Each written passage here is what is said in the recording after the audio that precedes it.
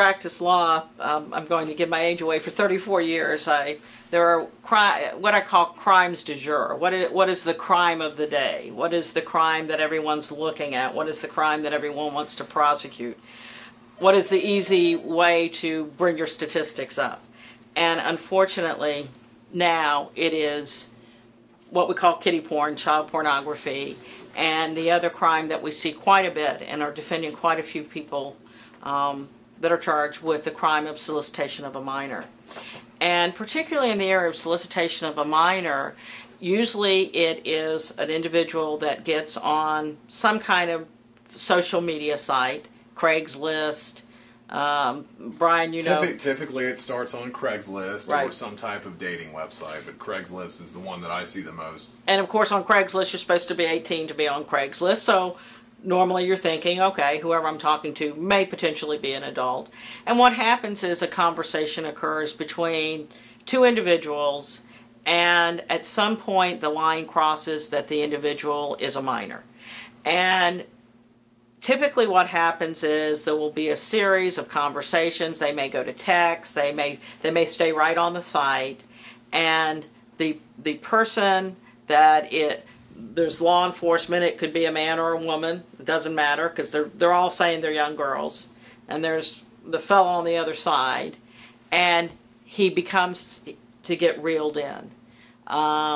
It may be send me some pictures, it may be how are you, but officers are trained into how to catch fish, and that's what they're doing. They're reeling people in. And so the dilemma that comes for the courts is, what is acceptable? What can police do and what can they not do to see whether or not you are inclined to want to solicit a minor? There's a recent case that's come out called the Martinez decision, and in that case a 33-year-old female police detective posed as a young girl. And some of the things that were done, and of course the conversation started innocently, got deeper, I want to hug you, I want to come cuddle you, you know, oh, by the way, 2 days later I'm 13, does that bother you? And by that time the fellow's hooked. And the court in that case found entrapment. And what that means is that the government, if you are not predisposed to commit a crime, the government cannot create a crime.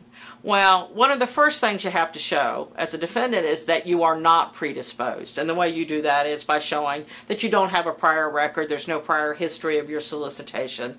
And then the focus becomes, what did the police officer do to get you there? And for instance, things like, well, I don't want to talk to you anymore, you're a nice guy, but this isn't going anywhere. Or what we have seen is sending pictures of adult women. And I think this is an area that's really going to capture the court's attention more. I mean, when you send a picture of a woman in her 30s, but you say that you're 13 years old, but you don't look 13, and then the defendant comes down to have an encounter and you say, oh, you were soliciting a minor.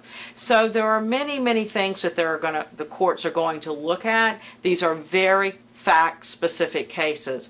But just because you've been charged with solicitation of a minor does not mean that you are guilty of that charge. And I think a lot of people, one of the first things they're going to do when they arrest you is get you to talk. So my strongest advice is shut your mouth. If you walk in and Officer Friendly is waiting for you, the very first word out of your mouth is, I want to talk to my attorney. Because what they're going to try to do is to get you talking, to admit that you had done this before, to eliminate that lack of predisposition. Or admit that you thought the person was a minor. Yes. You know, in these cases, what was said either by email or chat or however you did it electronically, it's going to be transcribed somewhere. That you're not going to be able to do anything about that. But you can't create additional evidence about it because then your lawyer has nothing to argue about. Right. So if you've got the transcript and you've got the pictures, that's where we can do our jobs. But when people go out and they make admissions, oh, I knew she was under 13 or something like that, then you don't have this whole line of argument that Betsy's talking about. Correct. And as with everything, the police are not your friend. When you are accused or suspected of a crime, you've been raised that the police officers are your friend. When you are facing criminal charges, they are not your friend. They are not there to help you. They don't want to just hear your side of the story. They're just not trying to decide whether or not to charge you. They want to get evidence to put you in jail. So I've seen it time and time again throughout my career where police officers, you've heard the whole good cop, bad cop. A lot of times it's good cop. And they're going to say, oh, well, you know, how did this happen? Or how did you get into this? And they are doing that for one reason and one reason only, and that's to make you have you run your mouth so that when you go to trial, they're going to get up on the stand and say, well, I know he wasn't predisposed because he told me he had done it with another girl last week. Or he told me that he knew that she was 13. And so that is why it is so important the minute that you have any contact with law enforcement, and you don't even have to know that you're the target, because a lot of times they're not going to tell you, oh, you're the target of our investigation. They're going to want you to talk, and the more you talk, the more evidence you give them. And be very cautious. The hair on your neck should rise, and be very suspect. If you have that phone call and you hear an officer on the other end of the phone saying, I'm trying to close out my file and all I need to do is talk to you. If I talk to you, I can close my file. Yes, that officer can close his file. He's going to close it, pick it up, walk it over to the state attorney's office and say, here's my case and I have a confession. Please issue an arrest warrant. Yes. So whenever you hear that, be very cautious and very suspect. And by cautious, you need to contact a lawyer and say, hey, here's what's going on. And I think this is the other important thing that we hear sometimes, because people will go, well, he's going to arrest me anyway. Well, yes, he may. It may be that you say, no, I'm not going to talk to you, and you get arrested anyway.